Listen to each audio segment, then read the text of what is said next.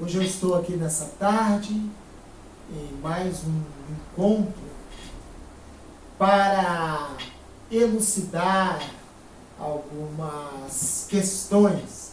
E hoje eu havia pedido aos irmãos e às irmãs que, caso tivesse alguma dúvida, alguma pergunta para fazer acerca da palavra de Deus, que pudesse me encaminhar, né, nos nossos canais aí, WhatsApp, Facebook, e que nós tentaríamos então trazer aqui um esclarecimento. Então hoje nós estamos aqui para esclarecer uma dúvida do nosso querido irmão Cícero, né?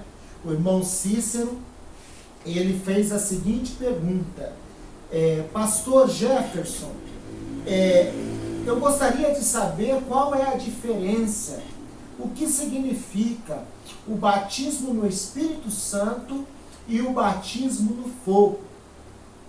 Eu poderia ter respondido de forma sucinta para o irmão Cícero, mas eu sempre tenho muito medo de que as palavras não sejam suficientes para trazer esclarecimento. Porque nós não podemos trazer um entendimento baseado nas nossas próprias convicções. Então, nem sempre uma pergunta é tão simples.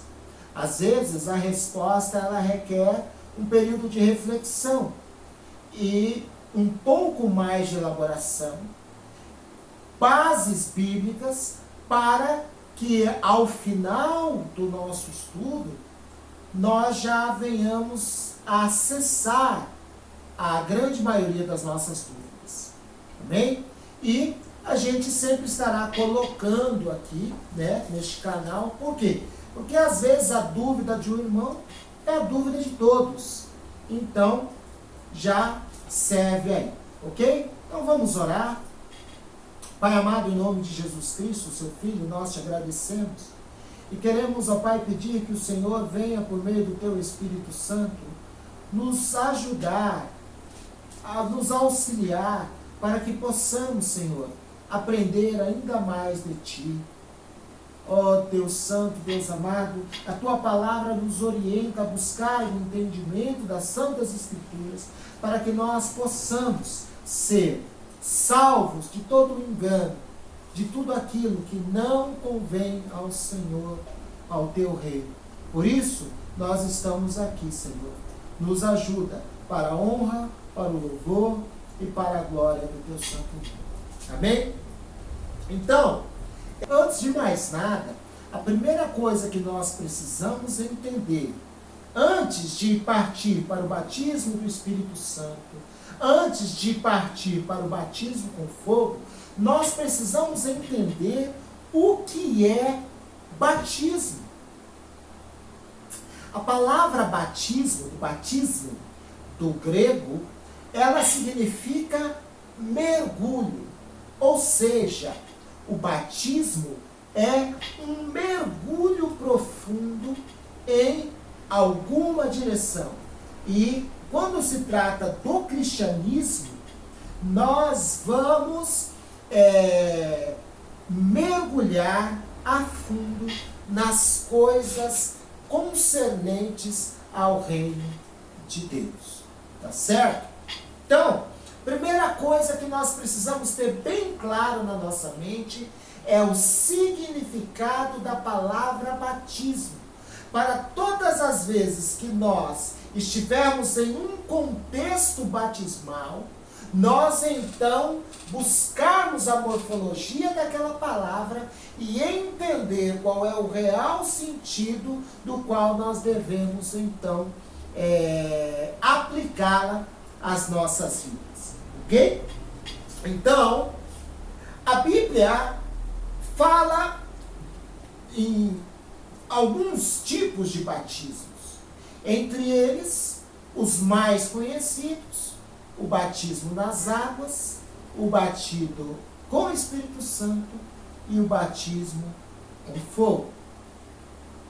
Para que nós possamos, então, chegar ao batismo com o Espírito Santo com fogo, Nós vamos primeiro dar uma passada no batismo das águas. O que é o batismo das águas? O batismo das águas, ele está diretamente ligado ao versículo 18 do capítulo 18 de Mateus. Mateus capítulo 18, verso 18, diz assim: em verdade vos digo, que tudo o que ligardes na terra será ligado no céu, e tudo o quanto desligardes na terra será desligado no céu. Amém? O que isso significa? Significa que o batismo nas águas não é uma opção. O batismo nas águas é um mandamento. Esse mandamento está descrito também no livro de Mateus. Vou procurar deixar a Bíblia aberta aqui, que nós vamos utilizar bastante para que nós possamos chegar ao nosso entendimento. Mateus capítulo 28, e verso 19 e 20 diz assim. Mateus 28, 19 e 20. Portanto, ide, ensinai todas as nações, batizando-as em nome do Pai, do Filho e do Espírito Santo, ensinando-as a guardar todas as coisas que eu vos tenho mandado. E eis que eu estou convosco todos os dias, até a consumação do século. Amém. O batismo é um mandamento do Senhor. Agora, quando nós lemos esse texto de Mateus, capítulo 28, verso 19 e 20, nós precisamos começar a entender algumas coisas. Primeira coisa delas, vamos lá, verso 19. Portanto, ide, e eu peguei aqui essa versão da Bíblia, João Ferreira de Almeida, versão revista e corrigida. Mas eu gosto mais da versão revista e atualizada, onde ela vai usar o texto: ide e fazei discípulos de todas as nações. Embora aqui está no mesmo sentido, né? Ensinai todas as nações. Essa palavra discípulos, ela vai nos trazer o primeiro entendimento. Ide por todas as nações, mas vocês não vão batizar todas as pessoas. Não são todas as pessoas que vão ser batizadas. Serão batizadas pessoas em todas as nações. Serão batizados brasileiros, serão batizados japoneses, serão batizados chineses, serão batizados europeus, americanos. Porém, não são todos dessas nações. Quem são os que serão batizados? Aqueles que aceitarem os ensinamentos de Cristo. Aqueles que serão chamados discípulos. A palavra discípulo está atrelada ao ensino. O discípulo é aquele que aprende com o mestre e passa a utilizar os ensinamentos do mestre em sua vida. E muito mais que isso, passa a ensinar tudo aquilo que ele aprendeu, que ela aprendeu. Portanto, quem serão batizados? Os discípulos, aqueles... Por que é importante falar isso? Porque muitas vezes a pessoa, ela não é discípula de Jesus Cristo, e as pessoas ficam obrigando dizendo que elas são obrigadas a se batizarem. Olha, você tem que se batizar, senão você não será salvo, você não será salva. Não. Primeiro é preciso crer em Jesus Cristo. O batismo nas águas nada mais é do que um sinal visível da nossa fé em Jesus Cristo. Portanto, esse batismo, ele é direcionado a um grupo específico. Ele é direcionado a um grupo selecionado. E não é selecionado no sentido de que diz, olha, você pode, você não pode. Não. É selecionado no sentido de que todos aqueles que aceitarem os ensinamentos de Jesus Cristo e se comprometerem a segui-los, esses podem ser batizados no batismo em que Cristo ordenou as pessoas a serem batizadas. Então, esse batismo nós conhecemos como batismo em Cristo. Aquele batismo que um discípulo de Jesus Cristo faz um trabalho de evangelização, vai até a pessoa, prega para aquela pessoa a palavra, o Evangelho de Cristo, a pessoa recebe o Evangelho de Cristo e ela aceita Cristo como seu Salvador e se torna discípula de Jesus Cristo. Então essa pessoa, ela recebe o batismo. Esse batismo de Cristo é diferente do batismo de João. Batismo de João, que está descrito no mesmo capítulo de Mateus, no verso de número 3. Mateus capítulo 3, o verso de número 11, que diz assim: E eu em verdade vos batizo com água para arrependimento, mas aquele que vem após mim é mais poderoso do que eu, cujas alparcas não sou digno de levar. Ele vos batizará com o Espírito Santo e com fogo. Esse batizado de João, ele tem um significado um pouco diferente do batizado de Jesus. Embora no final nós vamos ter mais ou menos o mesmo entendimento, o que acontece na pregação de João é o seguinte, né? A palavra utilizada por João é que eu prego o batismo de arrependimento. O que é esse arrependimento? A palavra utilizada no grego é metanoia, ou como nós costumamos dizer nas igrejas aqui no Brasil, metanoia. Essa palavra metanoia, ela quer dizer uma mudança de mente, uma transformação na forma de pensar. Não é interessante? Então, o que estava acontecendo? Nos tempos de Jesus Cristo, os religiosos da época haviam desenvolvido uma forma de pensamento que não condizia com o verdadeiro Evangelho de Deus, o Evangelho de Cristo. Por exemplo, nesse mesmo texto em que nós lemos, vai dizer que os fariseus e saduceus estavam vindo a João para receber o batismo, porque acreditavam que aquele batismo iria lhes trazer a salvação. João diz a eles: quem foi que vos ensinou que vindo aqui vocês vão fugir da ira vindoura?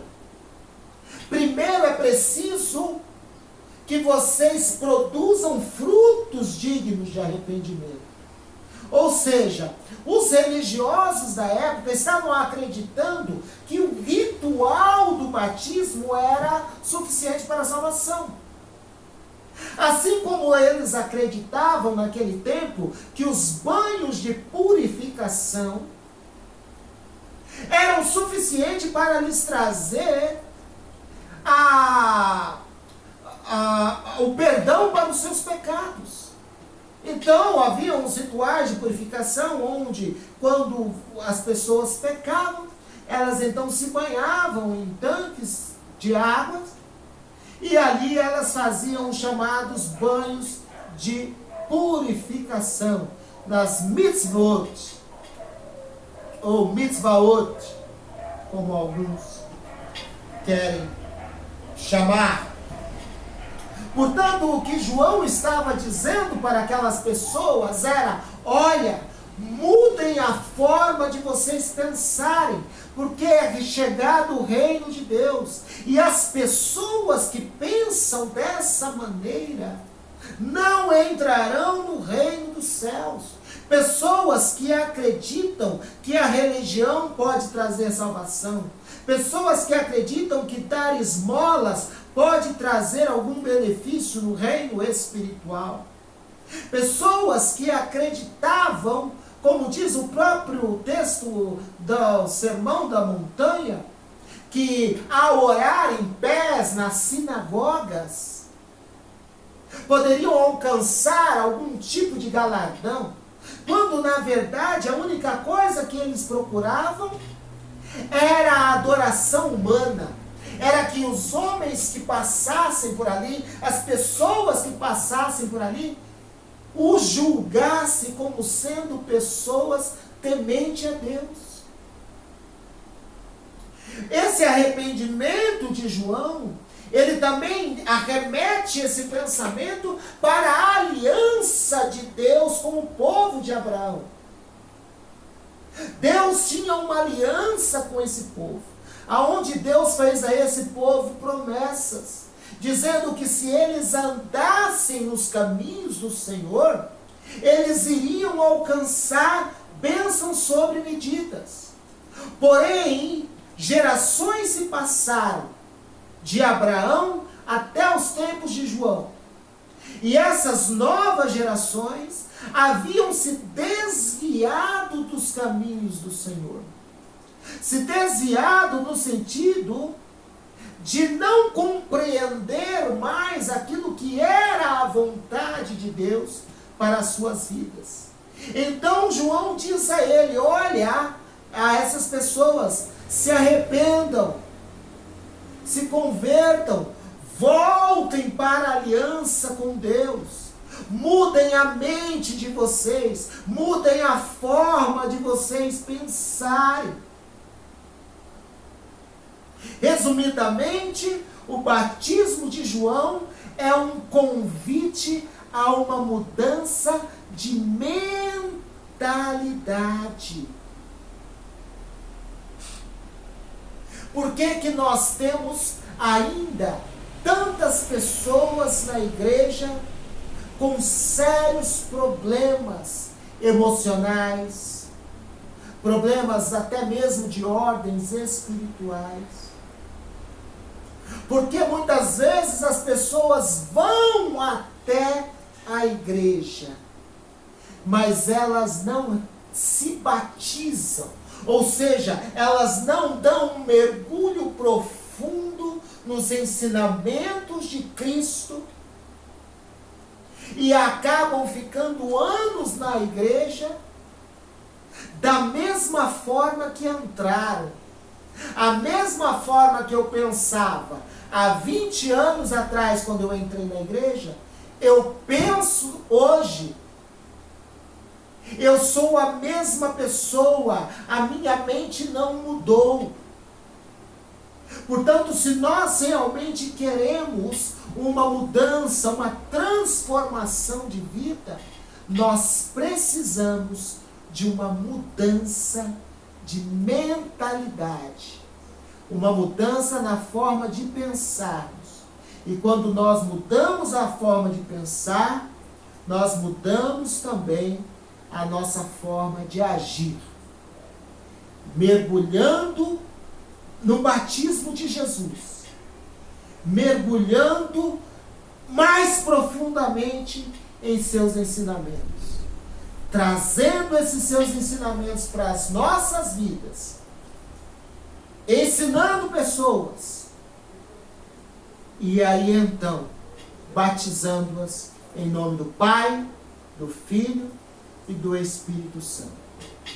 Na medida em que nós lançamos este sinal do batismo nas águas, e aí, voltando aqui para o texto do ligados na terra e será ligados no céu, quando eu tenho essa consciência de que eu preciso ter uma mudança de mente, então eu vou pedir a Deus ajuda para que essa minha mente seja transformada.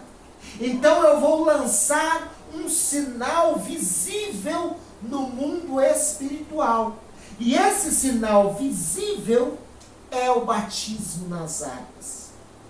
Quando eu me batizo nas águas, eu estou dizendo para o mundo espiritual que eu aceito que os ensinamentos de Deus sejam introduzidos na minha mente. E que eu aceito, que eu estou disposto, que eu estou disposta a encarar uma mudança radical na minha vida. E muito mais, eu reconheço que somente o Senhor pode me ajudar nessa transformação. Então, não significa que eu vou entrar nas águas, uma pessoa, e eu vou sair das águas uma outra pessoa. Não é isso. Quando eu mergulho nas águas, eu estou adentrando ao reino espiritual. Eu estou dizendo a Jesus: olha, Jesus Cristo, agora eu quero fazer parte do reino de Deus. Eu quero fazer parte do seu reino. Eu quero fazer parte dos teus ensinamentos. E quando eu me batizo, então eu lanço esse sinal visível no mundo espiritual. Na medida em que eu lanço este sinal no mundo espiritual, então Deus envia o seu Espírito, ou melhor, o Espírito já está entre nós. Mas na medida em que eu lanço esse sinal no mundo espiritual, dizendo: olha, eu aceito que Deus trabalhe em minha vida. De que forma que Deus vai trabalhar na minha vida? Através do Espírito Santo. Então o Espírito Santo passa a me auxiliar. E o Espírito Santo, ele tem várias funções nas nossas vidas. Eu gostaria de pautar algumas dessas funções. Por exemplo, Evangelho de João, capítulo 16.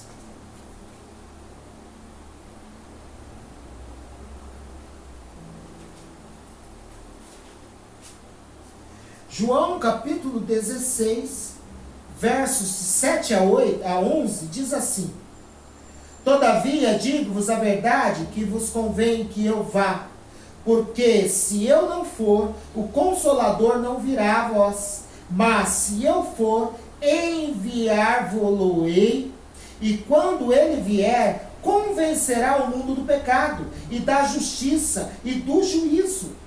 Do pecado, porque não crê em mim. Da justiça, porque vou para o meu Pai e não me verei mais. E do juízo, porque já o príncipe deste mundo está julgado. Então, de acordo com o capítulo 16, versos 7 e 11 de João, o Espírito Santo tem a função de nos trazer o testemunho da verdade. De que forma que o Espírito Santo vai me ajudar? Me convencendo do pecado. Para que eu possa ter uma mudança de mente, eu preciso ter consciência de tudo aquilo que eu tenho feito de errado, para que eu possa então mudar o sentido das minhas ações e começar a andar no caminho sentido contrário, no caminho que leva a Deus. O texto também diz que ele vai me trazer o consolo. E eu posso resumir esse texto dizendo que o Espírito Santo, de acordo com o que o próprio Cristo diz, ele vem para substituir a presença de Cristo nas nossas vidas. Ele diz, olha, se eu não for para o Pai, o Consolador, o Espírito Santo não desce. Então, se eu quero ter um entendimento daquilo que o Espírito Santo pode fazer na minha vida e na sua vida, basta eu ver tudo o que Jesus Cristo fez nessa terra. João 14:16 diz assim: e eu rogarei ao Pai, e Ele vos dará outro Consolador, para que fique convosco sempre, para sempre.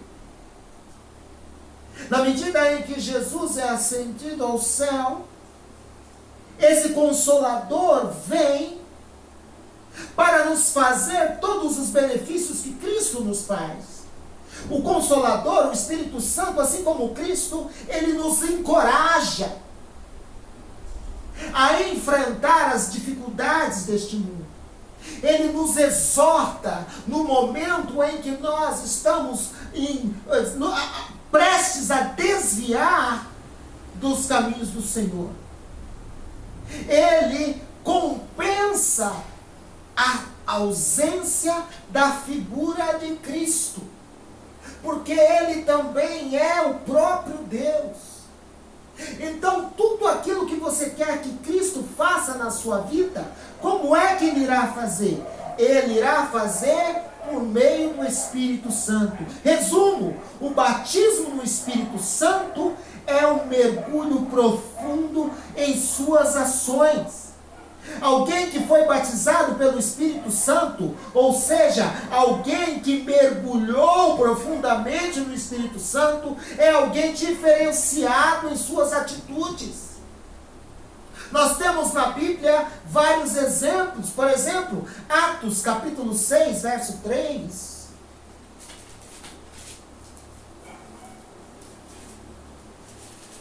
Atos dos Apóstolos, capítulo 6 e verso 3 diz assim: escolhei, pois, irmãos, dentre vós 7 varões de boa reputação, cheios do Espírito Santo e de sabedoria, aos quais nós constituiremos sobre este importante negócio. Homens cheios do Espírito Santo de Deus para governar sobre o povo, para orientar o povo.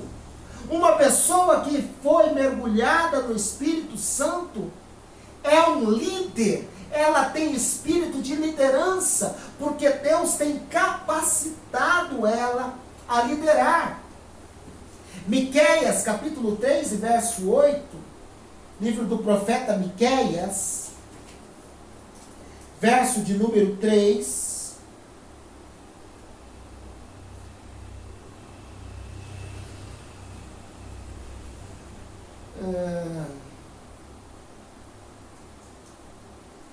863.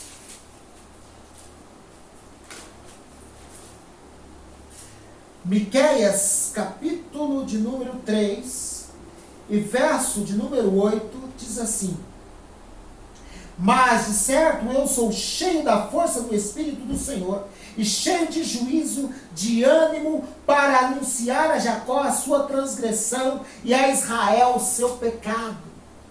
Uma pessoa cheia do Espírito Santo de Deus, ela profetiza sobre o povo de Deus. Profetizar é nada mais do que transmitir a mensagem de Deus para o seu povo. É apontar no sentido de detectar aonde é que está o pecado. e auxiliar as pessoas a voltar para o caminho da verdade. Êxodo capítulo 31, verso 3.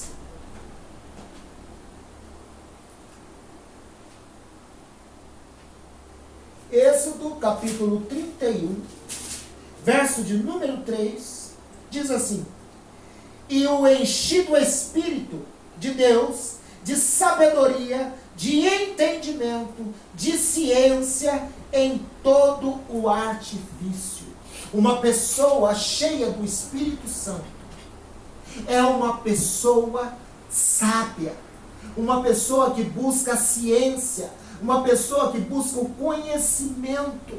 Uma pessoa cheia do Espírito Santo de Deus não é uma pessoa ignorante. Ela pode até não ser letrada, ela pode até não ser alfabetizada, mas ela é cheia da sabedoria que lhe foi dada pelo poder do Espírito Santo de Deus. Atos capítulo 11, verso 24.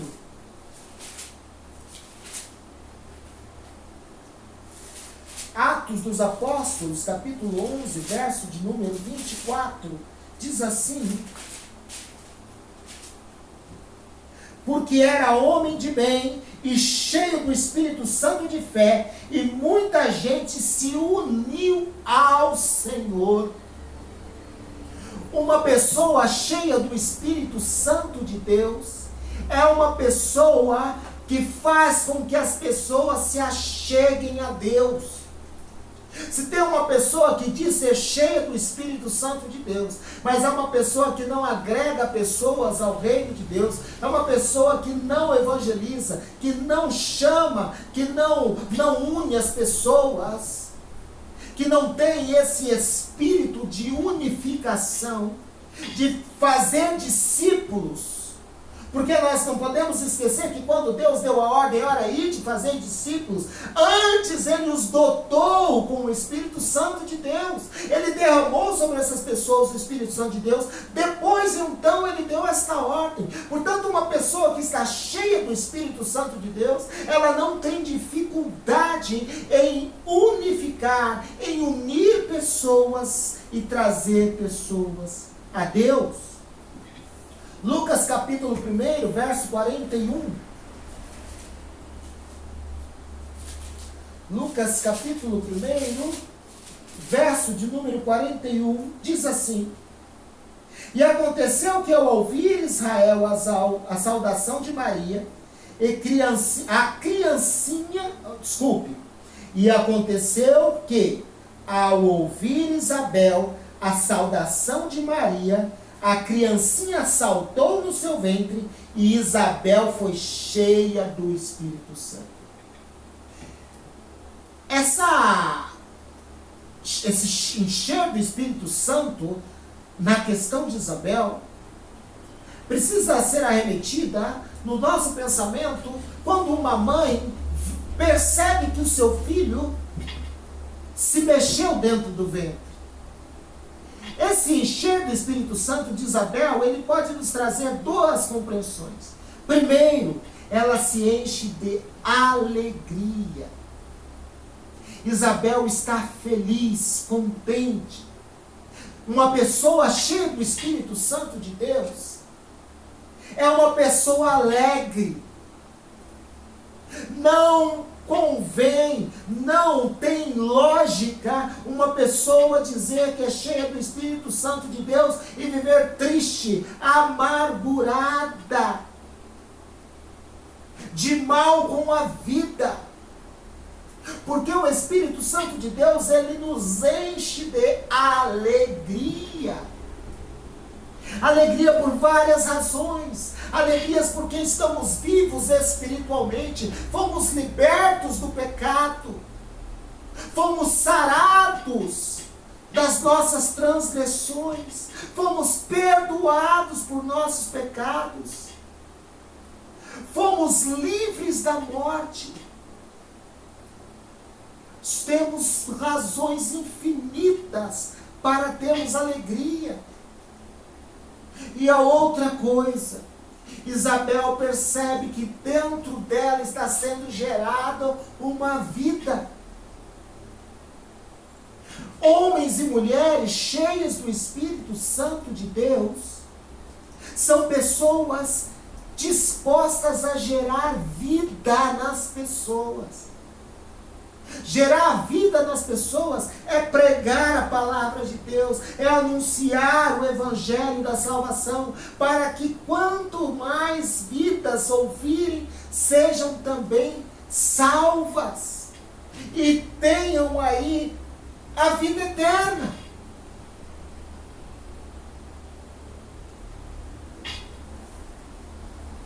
Atos dos Apóstolos, capítulo 9, verso 17.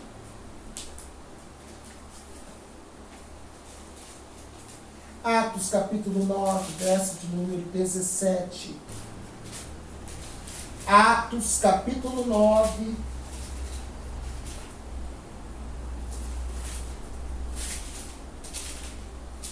verso 17. Agora sim, diz assim a palavra do Senhor.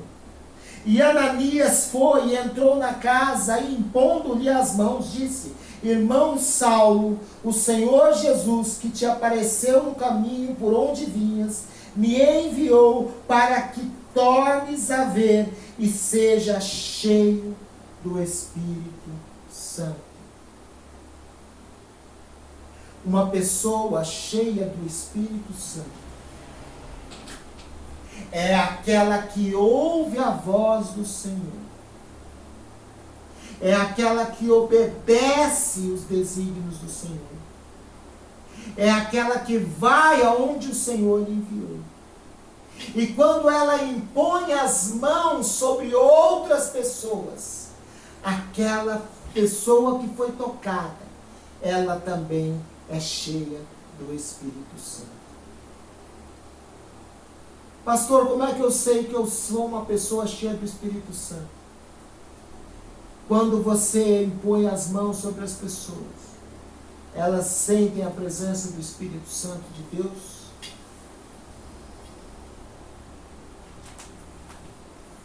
Atos capítulo 7, verso 55.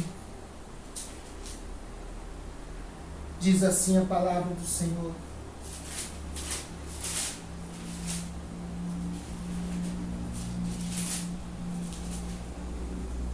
Atos capítulo 7, verso 55. Mas ele, estando cheio do Espírito Santo, fixando os olhos no céu, viu a glória de Deus e Jesus que estava à direita de Deus.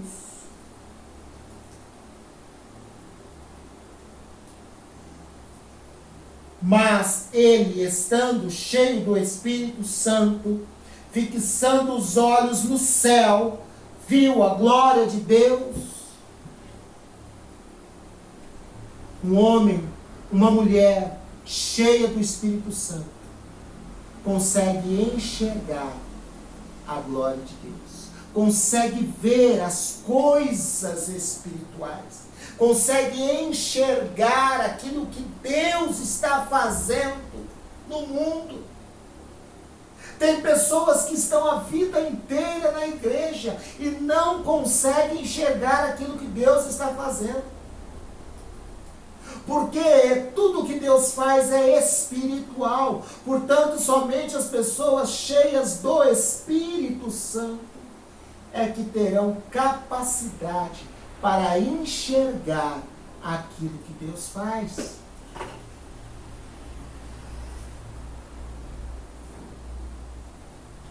Outro texto da palavra do Senhor, Lucas capítulo 1, verso de número 67. Lucas capítulo 1, verso de número 67, diz assim: E Zacarias, seu pai, foi cheio do Espírito Santo e profetizou, dizendo: Bendito o Senhor, Deus de Israel, porque visitou e remiu o seu povo. Mais uma vez, verso de número 67. E Zacarias, seu pai, foi cheio do Espírito Santo e profetizou, dizendo: Bendito o Senhor Deus de Israel, porque visitou e remiu o seu povo. Um homem cheio do Espírito Santo, uma mulher cheia do Espírito Santo, profetiza e bendiz o nome do Senhor. Lembra aquele texto em que Paulo é convidado pela família de Cloé, lá aos 1 Coríntios, para julgar acerca de algumas coisas que estavam acontecendo na igreja de Corinto. E uma dessas coisas era que algumas pessoas estavam tendo manifestações estranhas, e aqueles discípulos que ali estavam não tinham o entendimento se aquelas coisas vinham da parte do Espírito Santo de Deus, ou se era algum espírito de possessão que estava ali no meio. Então Paulo dá a seguinte orientação. Ele faz uma pergunta. Quando essas pessoas estão sobre essas manifestações, elas amaldiçoam o nome de Cristo? E eles dizem não. Então não pode ser um espírito maligno, porque ninguém pode dizer que o Senhor é Senhor se não for pelo Espírito Santo de Deus. Quando Jesus Cristo diz a Pedro: Pedro, tu quem diz que eu sou? Pedro diz: tu és o Cristo, o Filho de Deus. E ele então diz: não foste a carne quem te revelou, mas o Espírito. Portanto, um homem cheio do Espírito Santo de Deus, uma mulher cheia do Espírito Santo de Deus, tem plena convicção de quem é o seu Senhor. Ela sente o senhorio de Deus sobre a sua vida. Atos capítulo de número 2 e verso de número 4. Atos capítulo 2 e verso de número 4. Diz assim a palavra do Senhor: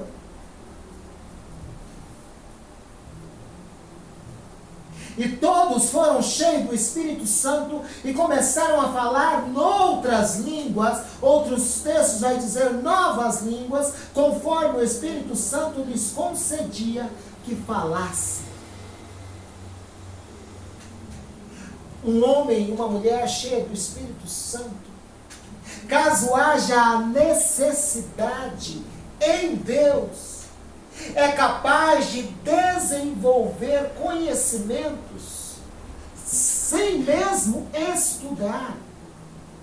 As línguas que são faladas lá no Atos dos Apóstolos não são, como muitas igrejas interpretam, línguas estranhas. Pelo contrário, eram as línguas que cada uma das pessoas conhecia na sua própria nação. Diz a palavra que os galileus, ou seja, os discípulos de Jesus, estavam pregando, e cada uma daquelas pessoas que estavam ali de diferentes nações entendiam, como se eles estivessem falando na sua própria língua. Dentro desse contexto, falar noutras línguas é falar outros idiomas. Portanto, uma pessoa cheia do Espírito Santo de Deus, ela é capacitada para pregar em outros países. Por exemplo, uma pessoa que sai do Brasil para ir fazer missão nos Estados Unidos, ela precisa aprender o idioma. E nós não podemos deixar de atribuir essa capacidade cognitiva de aprendizado ao dom de Deus. Existem pessoas que vão estudar a vida inteira e não vão aprender. Mas outras pessoas vão fazer ali um curso básico de 2, 3 semanas e rapidamente estarão falando o idioma de outras nações. Como isso explica? O Espírito Santo de Deus nos capacita a pregar. Ele ordenou aos seus discípulos: vai e pregue para todas as nações. Para isso, Deus precisava dar aos discípulos o dom de falar novas línguas, o dom de conhecer novas línguas. Atos capítulo 4, verso de número 31.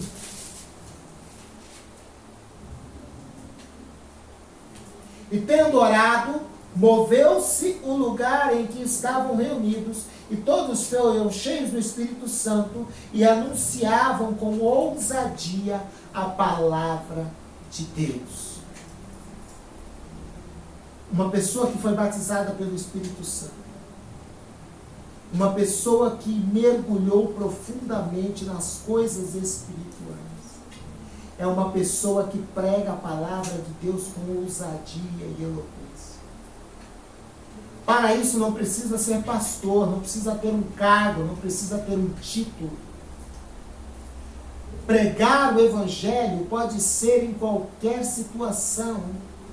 Lembra quando Paulo e Silas foram presos? E ali no cárcere haviam pessoas também encarceradas e necessitadas de ouvir a palavra da salvação. E ali os discípulos pregaram para os presos dentro da cadeia. Muitas vezes nós estamos na rua, no ônibus, no trabalho, na escola, e existem ali várias pessoas necessitadas de ouvir a palavra da salvação, e nós não temos a ousadia. Ser ousado, a pessoa ousada é aquela que cria meios para se achegar no fato. O ousado é aquele que não fica esperando que alguém chegue nele, chega nela, para expressar a sua necessidade. O ousado é aquele que percebe a necessidade muito antes da pessoa expressar, e ele tem a ousadia, e ela tem a ousadia de ir até o necessitado e pregar a palavra de Deus com eloquência, a ponto de que o Espírito Santo mova sobre aquela pessoa e ela receba a salvação. Para finalizar, ou melhor, já finalizei 4, Atos capítulo 31. Então, para o resumo de tudo isso, nós precisamos compreender que existem na terra algumas compreensões muito erradas do que é uma pessoa cheia do Espírito Santo. Muitas vezes as pessoas ligam as ações do Espírito Santo a eventos humanos, no sentido de mover o corpo físico. Mas nós temos aqui grandes exemplos da Bíblia, onde essas pessoas cheias do Espírito Santo, muitas vezes não estavam nem caminhando, mas paradas, orando e impondo as mãos, ou pregando, cheio do Espírito Santo, cheia do Espírito Santo, é aquele que usa o poder do Espírito Santo em prol da obra de Deus, e não em favor das obras humanas ou das suas próprias obras. De nada adianta sair da minha boca que eu fui batizado pelo Espírito Santo de Deus, se as obras do Espírito Santo de Deus não forem visíveis na minha vida. Portanto, batizado no Espírito Santo, batizada no Espírito Santo, é aquele a quem João Batista pregou. João Batista não vai dizer que vão haver 2 batismos. Não, ele diz: eu os batizo com água para arrependimento, porém virá um que é maior do que eu, o qual eu não sou digno de desatar as sandálias, que vos batizará com o Espírito Santo e com fogo. É muito importante nós entendermos aqui, primeiro, que não há grupos distintos. João Batista não está dizendo, olha, eu vou batizar um grupo na água, e depois Jesus Cristo vai vir batizar um outro grupo no Espírito Santo e um outro grupo no fogo. Não! As mesmas pessoas que estão sendo batizadas na água por João Batista, o batismo de arrependimento, as mesmas pessoas irão ser batizadas com o Espírito Santo e com fogo. Portanto, primeiro João Batista batiza com água aquelas pessoas que lançam no reino do Espírito um sinal de que estão dispostas a uma mudança radical na sua vida. Depois disso, o Espírito Santo vem e auxilia essas pessoas na caminhada com Cristo. Nós vemos isso no próprio batismo de Jesus sendo simbolizado. No momento em que Jesus sai das águas, diz o texto que o Espírito Santo de Deus desce sobre ele em forma de pomba. E há uma voz do céu que diz: este é o meu Filho amado e nele eu me comprazo, nele eu me alegro, ele me traz felicidade. Mas, pastor, se é o batismo nas águas, se é o batismo do Espírito Santo, se é o batismo no fogo, por que Jesus Cristo então não tem fogo no seu contexto? Nós vamos ver isso agora, porque agora nós vamos falar a respeito do batismo do fogo. Primeiro eu quero levar os irmãos e irmãs lá no texto do profeta Isaías, capítulo número 61. Profeta Isaías, capítulo de número 61, o qual vai fazer um resumo das ações do Espírito Santo na vida das pessoas. De repente você deve também estar perguntando: pastor, para que eu me encho do Espírito Santo? Para que eu sou batizado no Espírito Santo? Lembrando que o batizado no Espírito Santo é um mergulho profundo nas obras do Espírito Santo, na vida de Cristo. É para eu saltar, sapatear, falar em línguas? Não. Isaías 61 vai dizer o seguinte: o Espírito do Senhor está sobre mim, porque o Senhor me ungiu. Ungir aqui é instruir, capacitar, dotar, para pregar boas novas aos mansos. Enviou-me a restaurar os contritos de coração, a proclamar a liberdade aos cativos, a abertura de prisão aos presos, a apregoar o ano aceitável do Senhor e o dia da vingança do nosso Deus, a consolar todos os tristes, a ordenar acerca dos tristes de Sião que lhes dê ornamento por cinzas, óleo de gozo por tristeza, vestidos de louvor por espírito angustiado, a fim de que se chamem árvores de justiça, plantação do Senhor, para que ele seja glorificado. Esta é a razão pela qual o Espírito Santo do Senhor nos enche, para que nós possamos fazer as obras de Deus. Portanto, uma pessoa que se diz cheia do Espírito Santo, uma pessoa que diz: olha, eu fui batizada pelo Espírito Santo, e você não vê as obras do Espírito Santo sobre a vida dela, a pessoa não tem comunhão com a igreja, a pessoa não evangeliza, a pessoa não ganha almas para o Senhor, a pessoa não cuida das almas do aprisco do Senhor, a pessoa é indiferente aos órfãos, às viúvas, aos pobres, ao necessitado. Estas pessoas, infelizmente, estão sendo enganadas pelo espírito da emoção. Ok? Porque pessoas cheias do Espírito Santo, elas dão testemunho do Espírito que está sobre as suas vidas. Amém? Então, Isaías 61 é apenas um resumo de tudo o que pode, de todo o poder que há sobre a vida daquele e daquela que foi batizada no Espírito Santo, que foi batizado no Espírito Santo. E o fogo?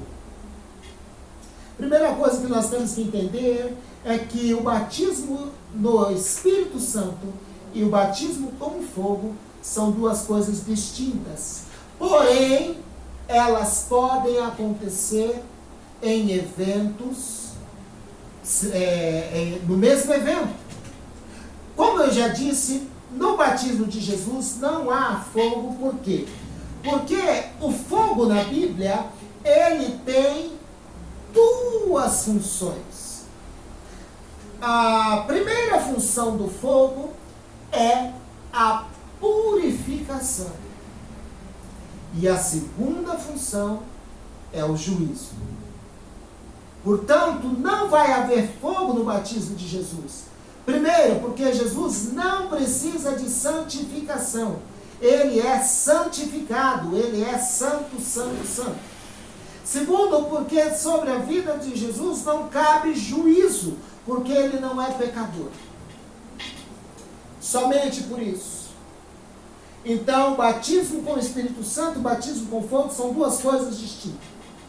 Agora, outra coisa que nós precisamos entender é que existe um agente batizador, que existe um princípio pelo qual se faz o batismo, e existe um meio pelo qual se faz o batismo.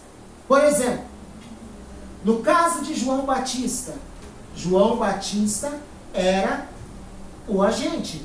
O próprio nome que nós conhecemos ele hoje, porque Batista não é nome, é uma condição, era justamente a prática, né? João ou Yohanan, aquele que batiza. Yohanan, João. Batista, aquele que batiza. Então João era quem efetuava, quem praticava o batismo. Ele era o agente batizador. O princípio pelo qual ele batizava era pelo entendimento humano.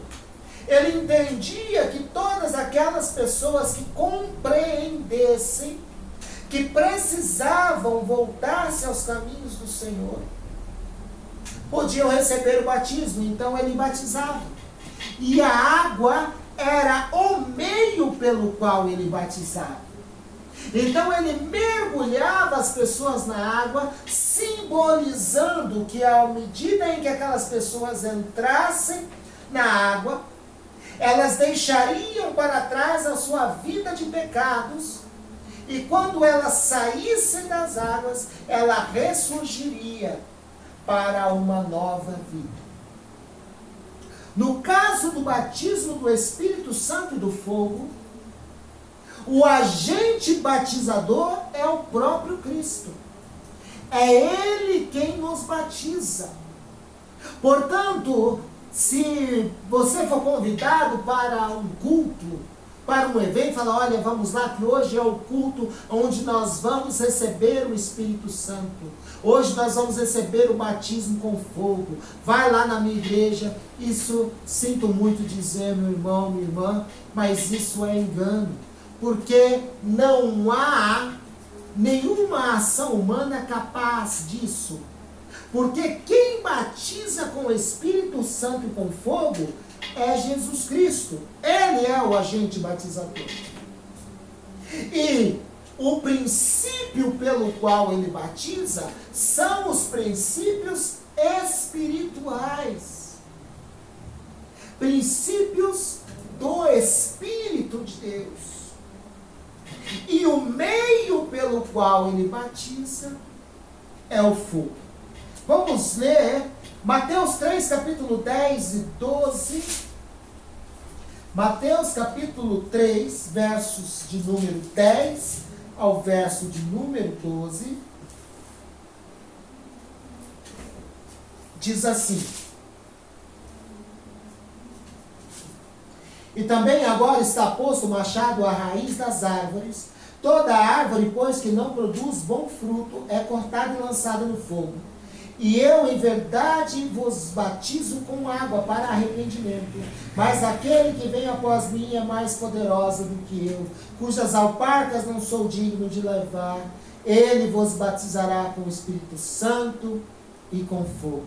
Em sua mão tem a pá, e limpará a sua eira, e recolherá no celeiro o seu trigo, e o queimará a palha com fogo que nunca se apagará.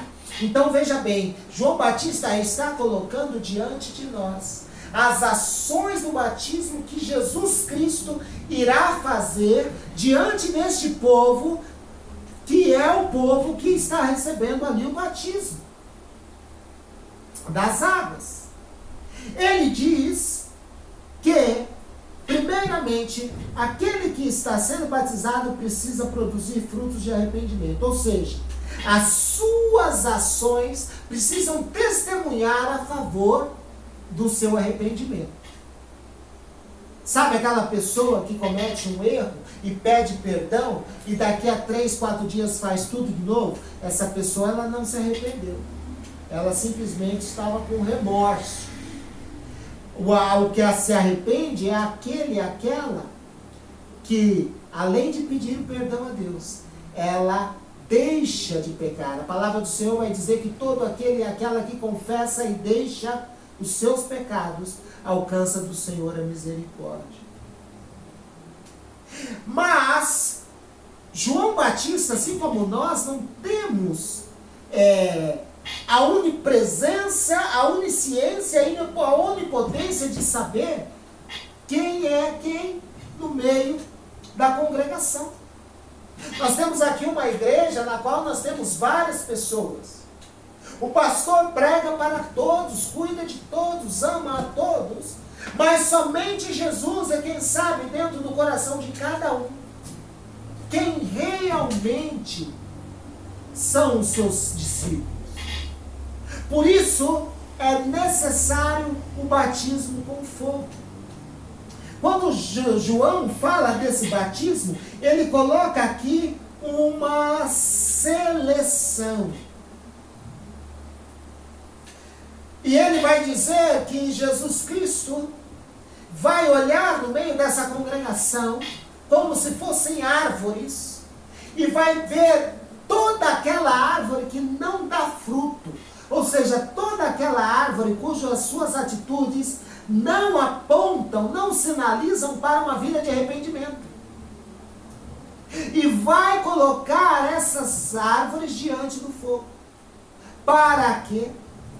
Para purificar, para limpar a sua eira. Muitas vezes nós olhamos para esse texto achando que Jesus Cristo, ele vai trazer um fogo para consumir essas pessoas, para destruir essas pessoas. E não é isso que Jesus está dizendo. Como eu já disse, o fogo na Bíblia tem 2 sentidos. O primeiro é purificação.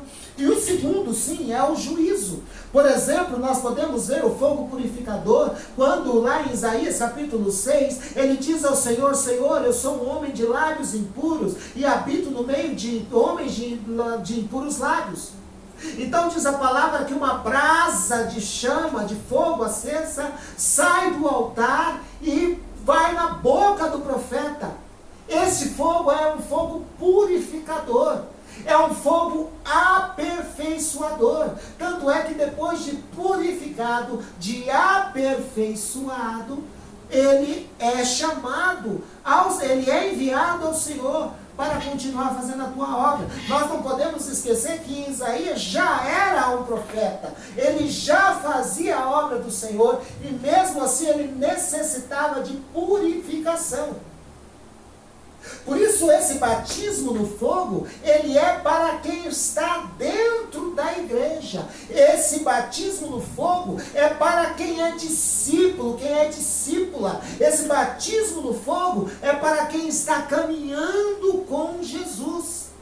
Mas Jesus vai olhar para esse discípulo e vai perceber que ele ou ela não está produzindo bons frutos.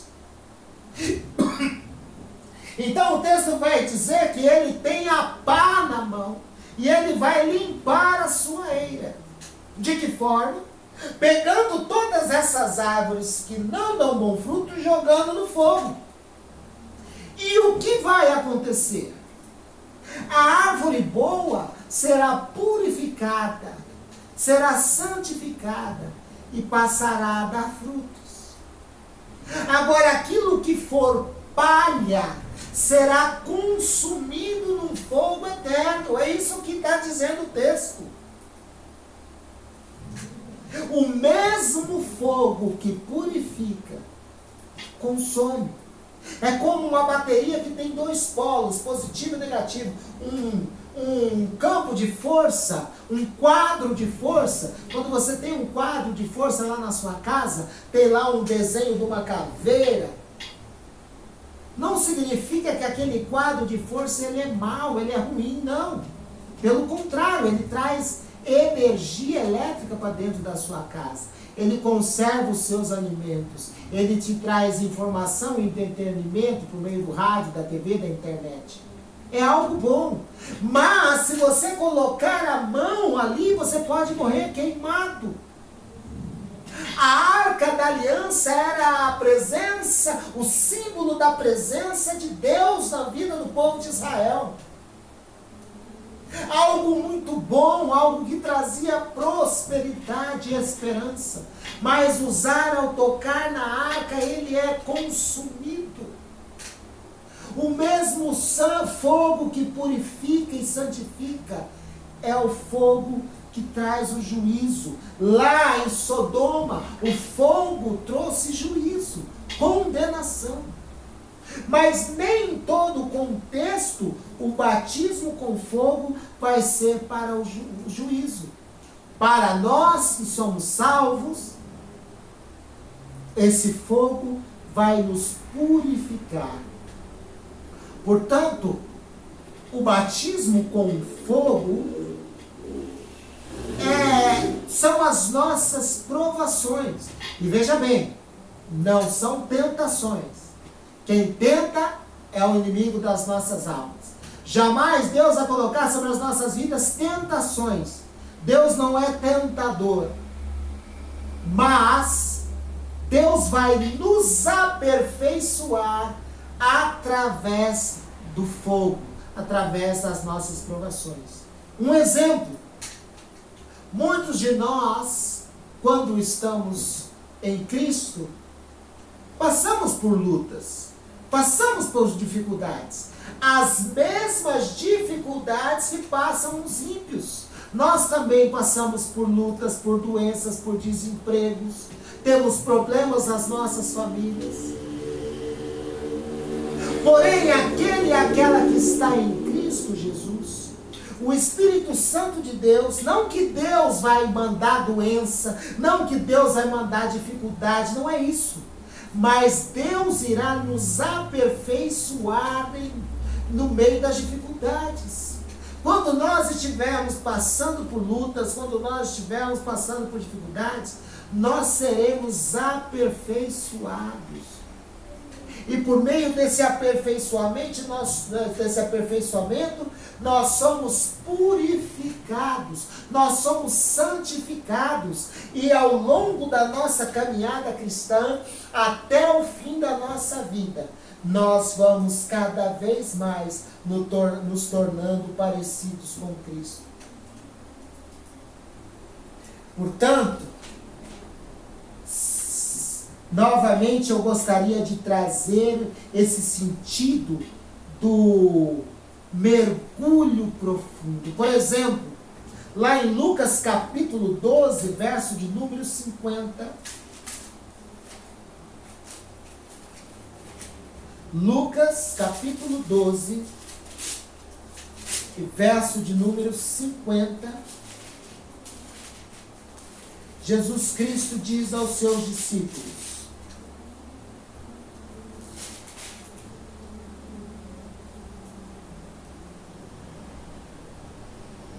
importa, porém, que seja batizado com um certo batismo, e como me angustio até que venha a cumprir-se. E lá em Marcos capítulo 10, verso 38,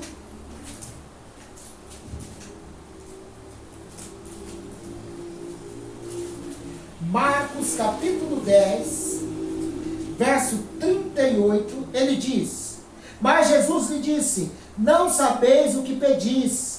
Podeis vós beber o cálice que eu bebo e ser batizado com o batismo com que eu sou batizado? Que Jesus está perguntando para os discípulos aqui. Será que vocês serão capazes de mergulhar profundamente na minha causa? De mergulhar profundamente na angústia, no sofrimento que eu irei passar? Basta nós sabermos que Pedro, quando teve diante dessa possibilidade, negou 3 vezes o nome do Senhor. Portanto, aqui Jesus também está trazendo essa conotação do batismo, do mergulhar profundamente numa causa. Portanto, o batismo no fogo é um mergulho profundo nas causas, nas quais nos vão trazer provações e aperfeiçoamento. E quando nós estivermos aí no final da nossa jornada, lá com 80, 90, 100 anos, nós vamos poder olhar para trás e dizer: olha, quantas provações eu passei, quantas vezes eu passei pelo fogo, e estou vivo, e mais forte, aperfeiçoado, purificado e purificada no fogo santo do Senhor. Ok? Então, batismo nada mais é do que um mergulho profundo em alguma coisa. Portanto, o batismo em Cristo é um mergulho profundo no reino de Deus. O batismo nas águas é um sinal visível de que eu estou disposto ou disposta a mergulhar profundamente nas coisas de Deus. O batismo do Espírito é um mergulho profundo nas coisas espirituais. E quando eu digo mergulhar, é conhecer, é buscar, é se santificar, é orar, é buscar a Deus, é jejuar, é congregar, é louvar. Tudo isso é mergulhar. É fazer a obra do Senhor, é cuidar do doente, cuidar do pobre, cuidar da viúva, cuidar da igreja. Tudo isso é mergulhar nas coisas espirituais. E o batismo no fogo é um mergulhar profundo nas provações que me serão impostas durante a minha vida cristã.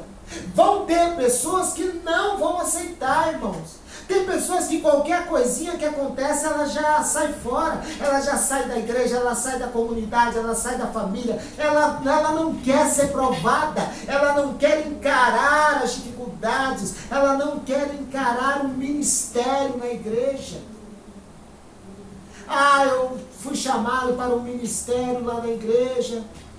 Mas o pastor exige muito. Mas qualquer coisinha, aconteceu um negócio lá, um murmurinho, eu vou sair, isso não é para mim, eu não quero isso para mim. Não consegue passar pelas provações. Não consegue purificar-se, não consegue santificar-se. Resultado disso, passa 10 anos, 20 anos, 30 anos, é a mesma pessoa, não muda nada, não recebe o convite para a metanoia, para a mudança radical de mente. Amém? Eu espero poder ter elucidado essa dúvida do irmão Cícero. Quero aproveitar aqui para mandar um forte abraço para você, meu amado irmão, para a esposa, para toda a família, assim como para toda a igreja metodista aqui em Itapeva. E se você tiver alguma dúvida, mande um WhatsApp para o pastor, Pastor, eu tenho essa dúvida, e a gente vai procurar elucidar através de um estudo um pouco mais elaborado acerca de qualquer questão. Amém? E o conselho pastoral que eu dou é que você seja batizado em Cristo, nas águas, no Espírito, e permita-se ser batizado com o fogo, em o nome de Jesus.